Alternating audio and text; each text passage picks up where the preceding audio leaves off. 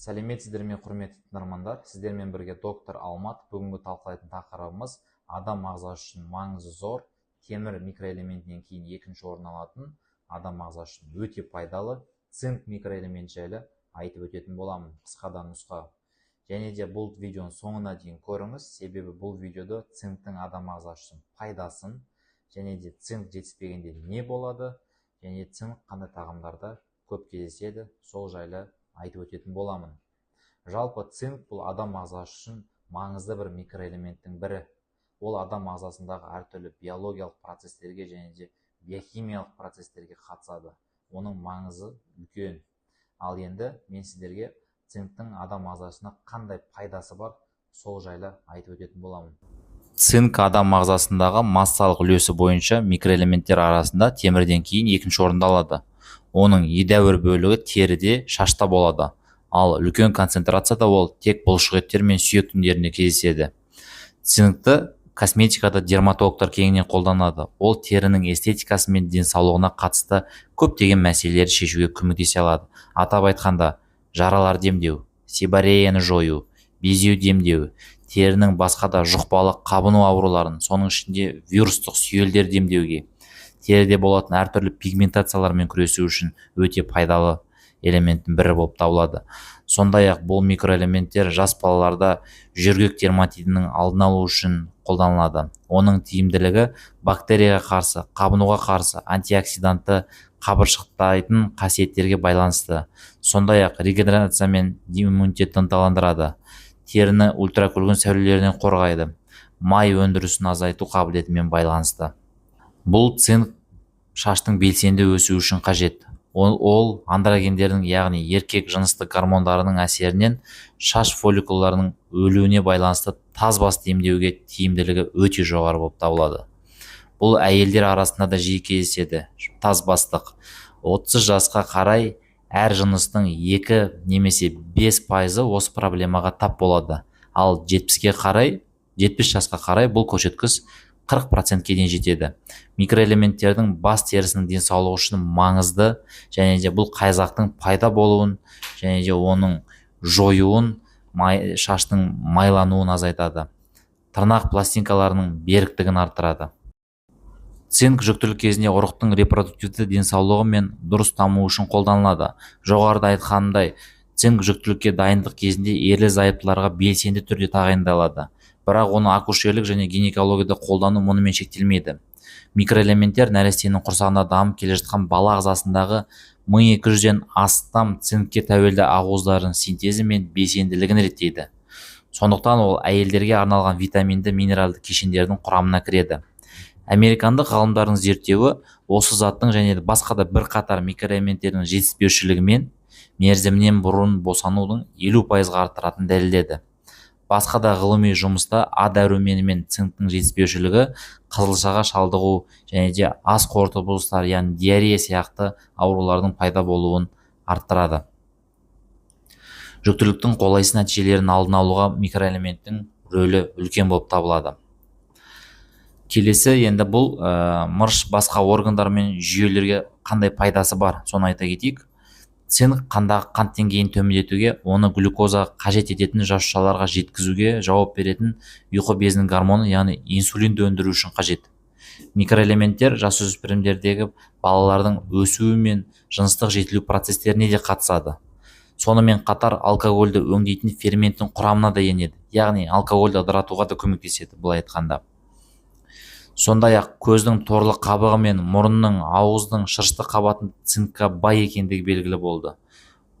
Бұл осы аймақтардағы тіндердің үнемі жаңарып отыру қажеттілігімен де заттың, дәмнің, иістің, визуалды көрудің қабылдау процестері қатысуымен байланысты. Сондықтан микроэлементтердің жетіспеушілігі бұл осы дәмнің бұзылуы мен көздің көруін нашарлатуы әбден мүмкін. Цинктің адам ағзасы үшін жүйке импульстарының белсенді болуына маңызы зор. Ол ми қызметін ынталандырады, жүрек соғуына және қаңқа бұлшықеттерін басқаруға қатысады. Оның жетіспеушілігі невроздар мен депрессияға алып келуі әбден мүмкін. Ал енді осы мырыш жетіспеушілігінің белгілеріне келетін болсақ, ол мырыш дегеніміз, яғни ол цинк. Жалпы мырыш қазақшасы. Мырыштың жетіспеушілігі әлемде 1 миллиардтан аса адам халқында тапшы.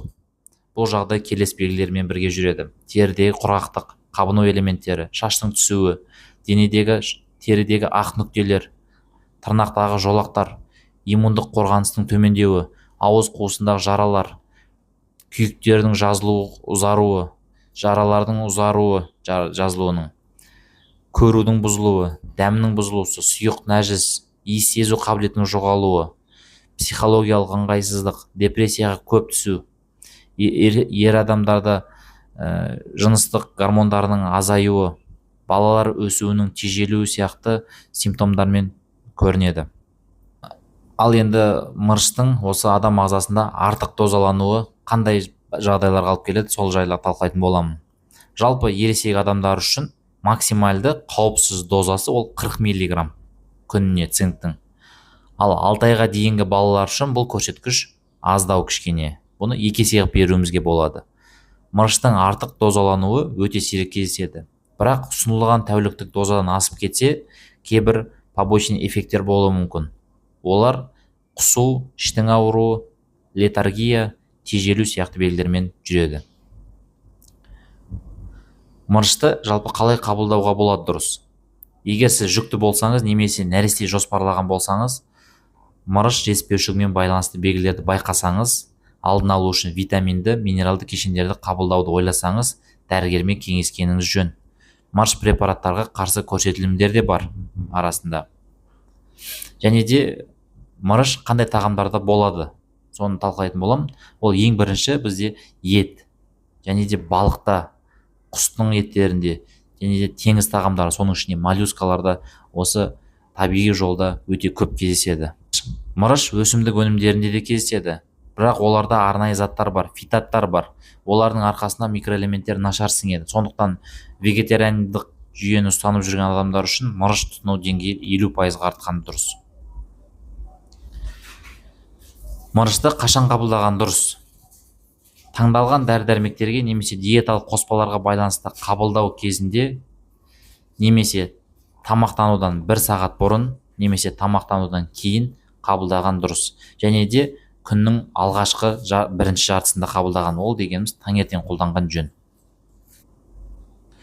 Жалпы осы цинк тапшылығын толтыру үшін цинктің бірнеше түрлері сатылымда бар. Оның бірнеше айтып өтетін боламын. Бірінші, мырыш сульфаты бұл бейорганикалық цинк болып табылады, және де бұл өзінің арзан бағасымен ерекшеленеді. Екінші, мырыш цитраты және глюконаты. Бұл органикалық қосылыс, өте жоғары сіңімділікке ие. Үшінші, амин қышқылдары бар мырыш кешендері: гистидин, метиаин, лизин, глицин сияқты. Бұлар тоже жақсы сіңетін формаларға тең. Төртінші, мырыш пиколинаты. Бұның жанама әсерлер пайда болған кезде сізде мырышқа, яғни сол кезде пайдалансаңыз өте тиімді. Бұған аллергиялық процестер болмайды. Витаминді, минералды кешендерді қолдану арқылы мырыштың қажетті дозасында алуға болады. Олар әдетте денеге жаппай қоректік қолдау қажет болған жағдайда тағайындалады. Мысалы, жүктілік кезінде, инфекциядан кейін, стресстен кейін тағайындалады. Мысалы үшін иммундық жүйені нығайту үшін тағайындаймыз. Болашақ аналар үшін. Жалпы витаминдік, минералды адам ағзасында қолдау мақсатында терінің, шаштың түсуі, шаштың жұқаруы, қайызғақ пайда болған кезде тазбастықты емдеу үшін, көздің денсаулығын қолдау үшін, яғни біз қолданатын боламыз. Және де бұнымен қоса бұны теріге жағуға арналған май, крем, суспензия түрінде де мырыштың компоненттері сатылады. Яғни оны біз тері себорея сияқты, безеу, қайызғақ сияқты кездерінде жағу арқылы қолдануымызға болады. Ал құрметті тыңдармандар, осымен бүгінгі мен цинк жайлы тақырыбым соңына келіп жетті. Егер сіздерге видео ұнаған болса, лайк басып, комментарий жазып, достарыңызбен бөлісе отырыңыздар. Себебі бұл арнаның дамуы үшін өте маңызды. Сіздермен болған доктор Алмат.